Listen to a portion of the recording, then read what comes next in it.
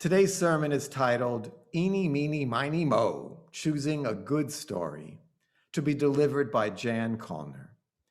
Jan, our fabulous pianist and musician, has spent many years singing and making music. Even though her current focus is on the written word, she's finding out it's not so very different. Words are music too. And it is joyful for her to put them together into their own melody. Jan has enjoyed a thoroughly exciting life so far. Please welcome Jan Callner. So far, so good. Thank you, Andy. The best arguments in the world won't change a person's mind. The only thing that can do that is a good story. That quote is attributed to Charles de Montesquieu, French philosopher and scholar who lived during the era of Enlightenment.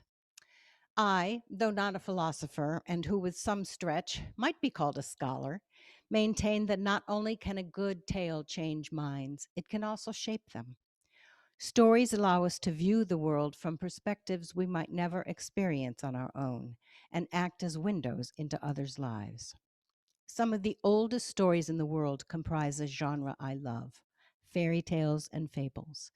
I have read hundreds of works by the brothers Grimm, much of Hans Christian Andersen, and a good deal of Aesop.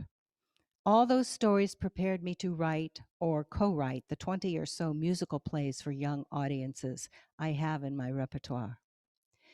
Live theater is one way to tell a good story. We use dialogue, actors, scenery, costumes, and often music as components. The first show I ever wrote music for was a version of Cinderella. We called it Cinderella, the Shoe Musical.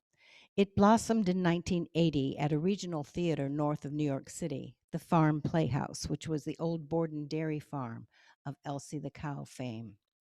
My writing partner, Bill Wheeler, wrote the book and named the stepsisters Repulsa and Nausea, the stepmom Gagatha.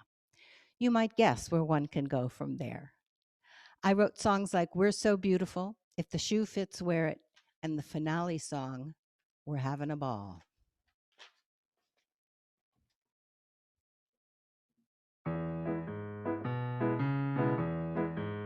So if the shoe fits, wear it. Don't go tearing at my heartstrings. I've been walking all day and my tootsies are sore. I don't think I can take no more, no more.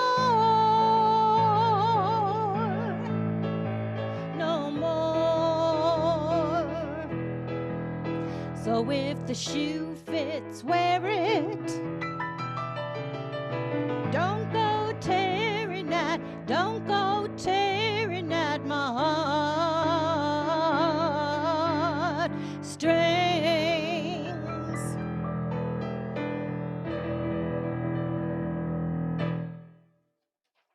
Applause, applause, applause. We're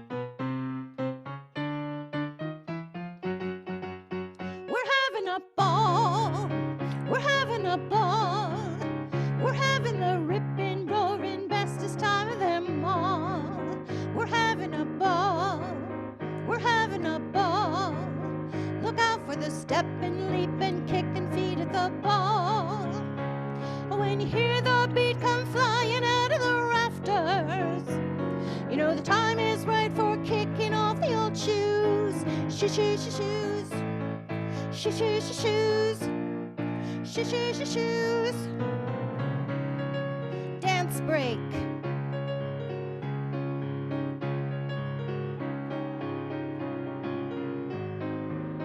We're having a ball. We're having a ball. Look out for the stepping, leaping, kicking feet at the ball. We're having a ball. We're having a ball. We're having a ball. We're having a ball. Ball. We're at the ball. Oh, please.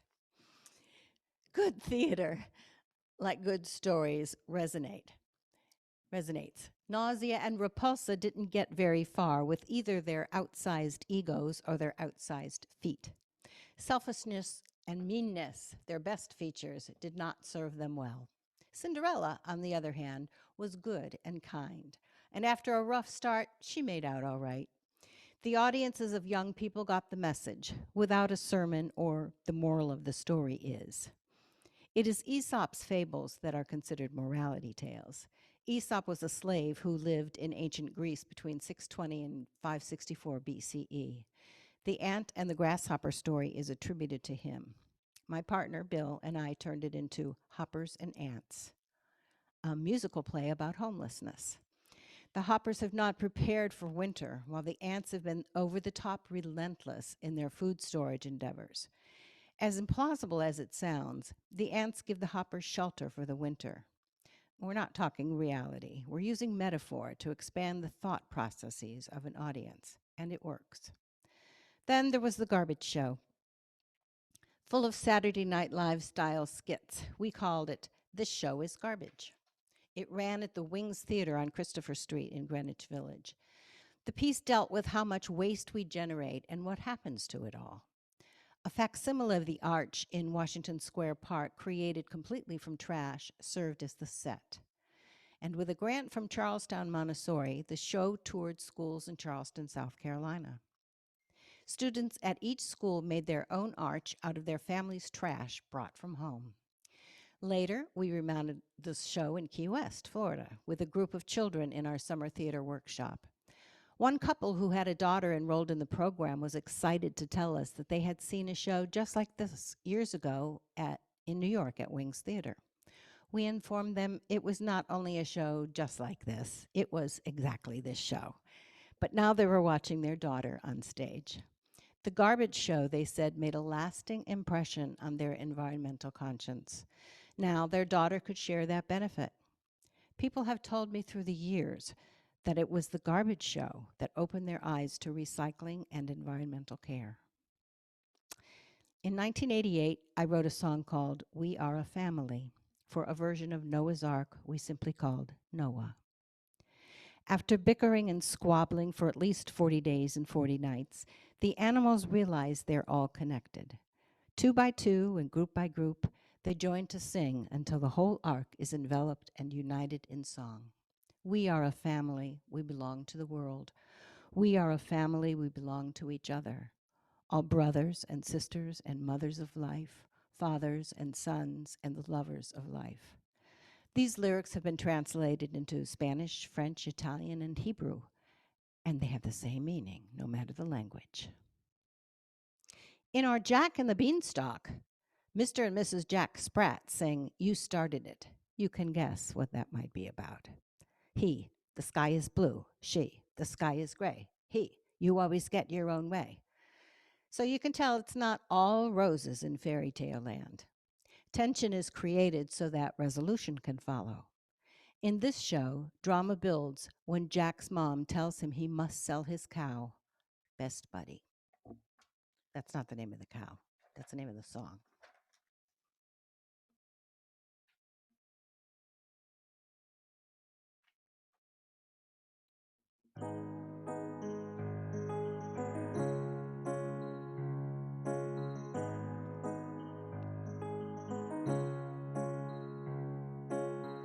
Looks like we have to part ways. Sure wish that you could have stayed. You'll take the high road, maybe you'll be a star. I'll take the low road, I'll try to go real far. You've been my best buddy for as long as I remember. Remember the time I climbed a tree I couldn't get down. You waited there so patiently till I was found. And the time we played hide and seek, you were lost nearly a week. How we laughed when you came home. You'll take the high road, maybe you'll be a star. try to go real far. You've been my best buddy for as long as I remember. I remember as I remember.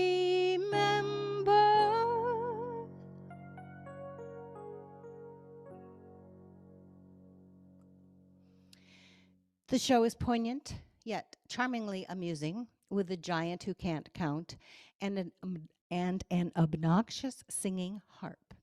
When Jack climbs the beanstalk, his mom and all the other characters in Jacktown sing Jack Come Back. And my friend Britt, who's here today, played this part in one of our productions. I think of you every time I play this song.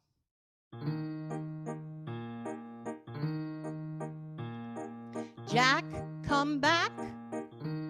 You didn't even ask, Jack. Jack, come back. You didn't even ask, Jack. Think of all the other Jacks who didn't listen to their mothers. They were in such a terrible rush. That's why they got in so much trouble. There was Jack, the nimble one. He was quick. He had to jump the candlestick. And when Jack and Jill went up the hill, look what happened to them. Little Jack Horner had to sit in the corner. And poor Jack Sprat had such a dietary problem. If you climb up to the sky, who knows what you'll find, Jack? You might fall through a cloud and the thunder will be so loud up there, Jack. Jack, come back. He didn't even ask, Jack. Jack, come back. You didn't even ask, Jack. Jack, come back. You didn't ask, Jack. Jack.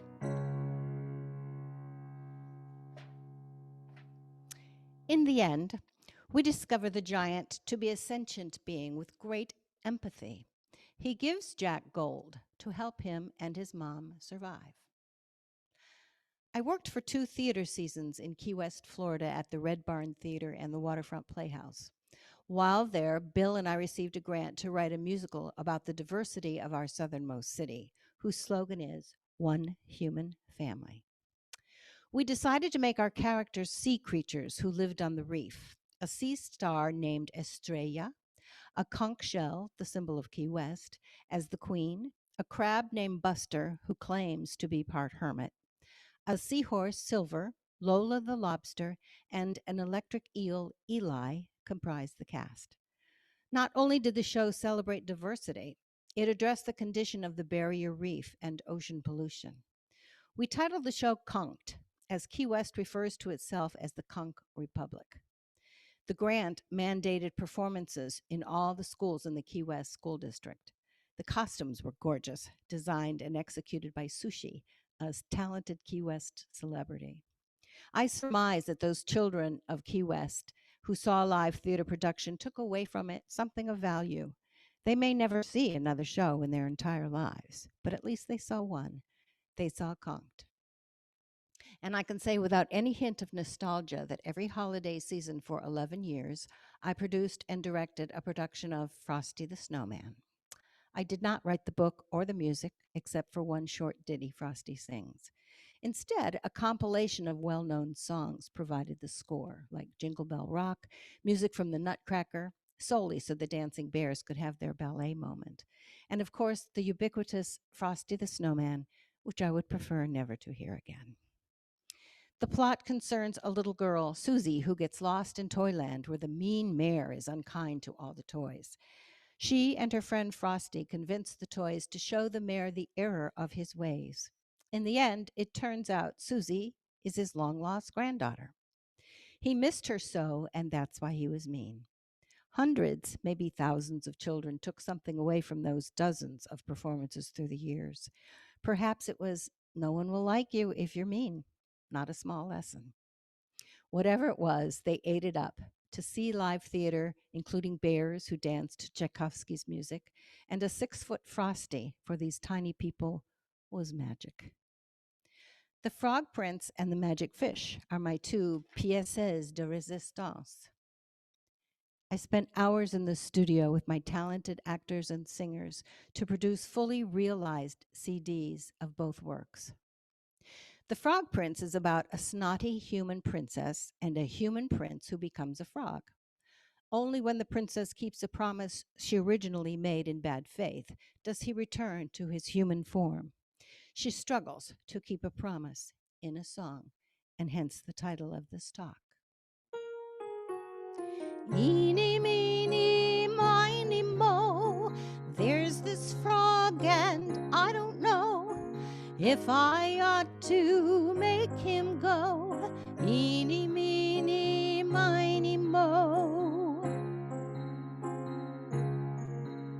I promised I would let him stay, but I don't want to.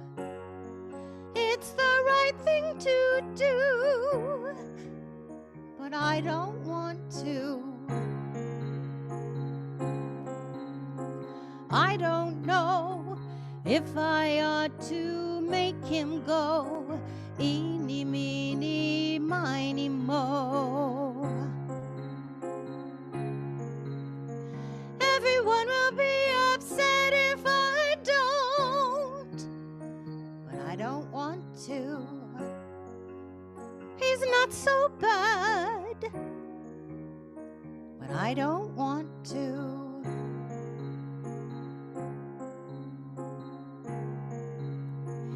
Eeny, meeny, miny, moe, there's this frog and I don't know if I ought to make him go. Eeny, meeny, miny, moe.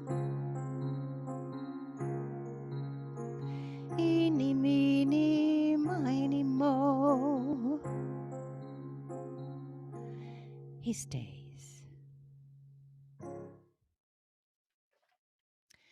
The princess realizes the importance of keeping promises, and the finale of this play is called Sometimes a Promise. Sometimes a promise can make the world a better place. And you all, some of you know this song and can sing with me.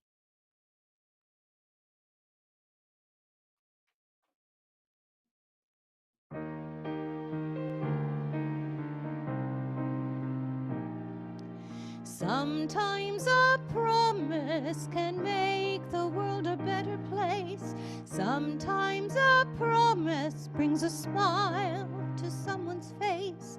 Sometimes a promise means more than you thought it would, but always a promise kept is something good.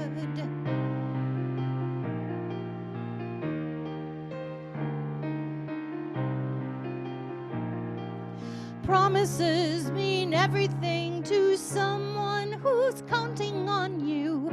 Keeping a promise means you can count on them too. Sometimes a promise. Sometimes a promise.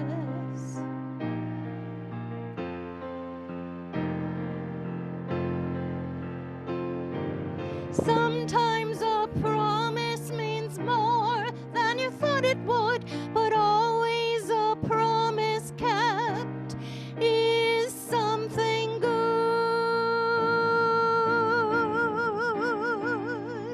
Sometimes a promise means more than you thought it would, but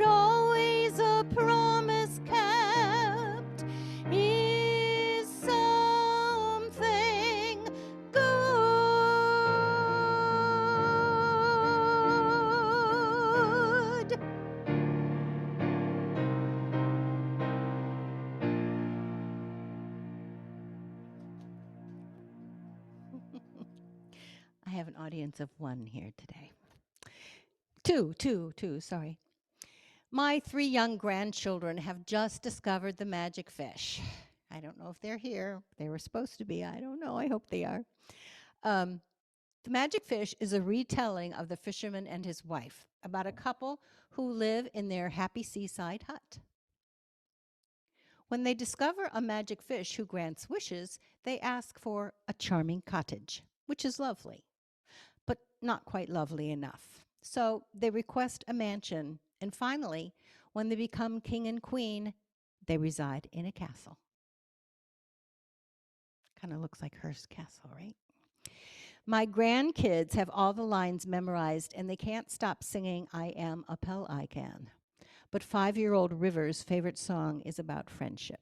Your heart would melt if you heard her little girl voice singing, "What do you do when a friendship is through? Do you cry your eyes out?" I extrapolate from their retellings that they have learned if you ask for the sun and the moon, the whole world could come crashing down.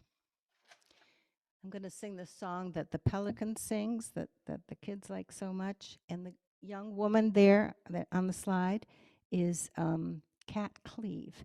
And she played the pelican when we did the show here. She went on to get her degree in drama acting at UC Santa Barbara, and she is now in London getting her master's degree. So it's all because of the pelican.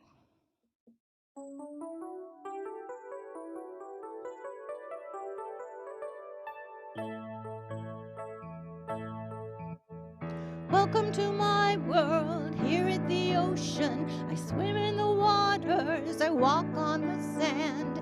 I am a pelican, I am a pelican. For I can sing, and I can talk, and I can squawk, 'cause I'm a pelican.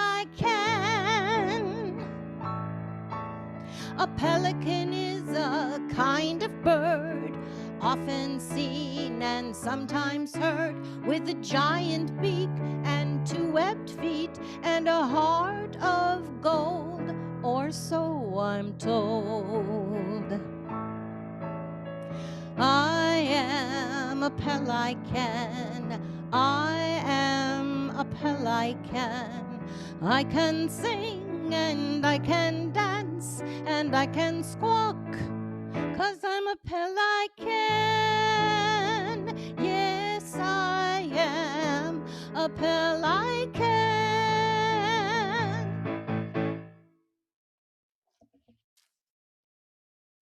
And this is River's favorite song. I think she's probably changed by now.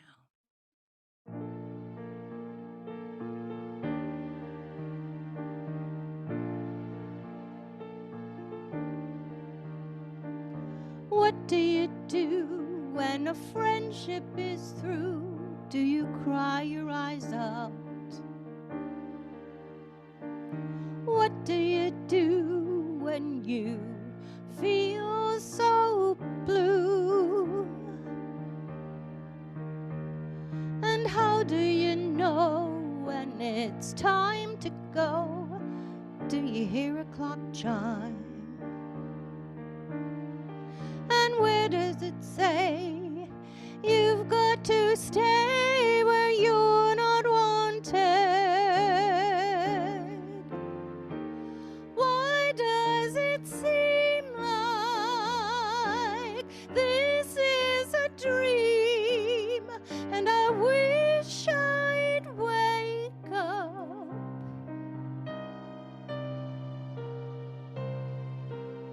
What do you do when a friendship is through? Do you cry your eyes out? What do you do? What do you do?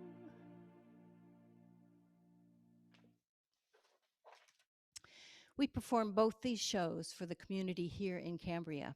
The Frog Prince at the elementary school, where the entire school squeezed into their cafeteria/gymnasium. This is a picture of Mrs. Moore's 4th grade class and the cast. You can probably pick out some familiar people there.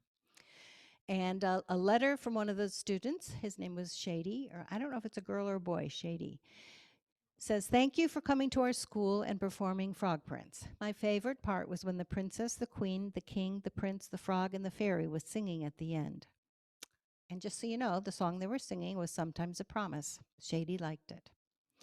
The next year, the Educational Foundation of Cambria paid for 6 performances of The Magic Fish and bused the entire elementary school in grade groups to the Cambria Center for the Arts. Here's one of the letters from a 3rd grader. "Thank you for the show. I liked the part when the pelican and the wife were fighting over the pie. I also liked it when they became royalty and when they changed the house. Sincerely, Javier."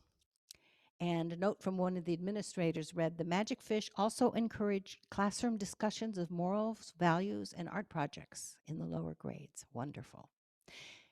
And wouldn't it be wonderful if we could write a play about world peace, about ending world hunger, about social justice and environmental care that the whole world would see?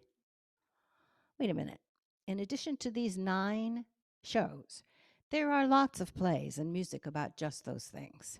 How many people in the world have seen The Wizard of Oz? Millions, no doubt. The show and the movie have been around almost 100 years. And we know the moral of that story is not, there's no place like home. We're talking about stories and how they change and shape lives. I speak mostly about musicals for young audiences because that's what I've spent a good chunk of my life doing.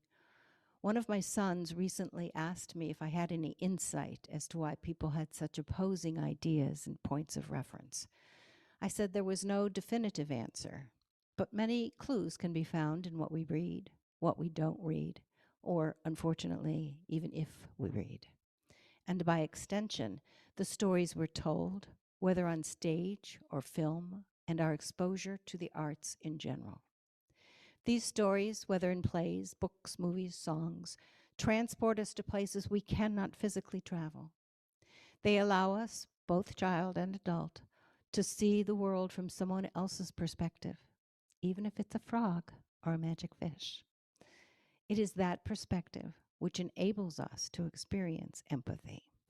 And empathy is that most necessary ingredient for coexistence. Thank you.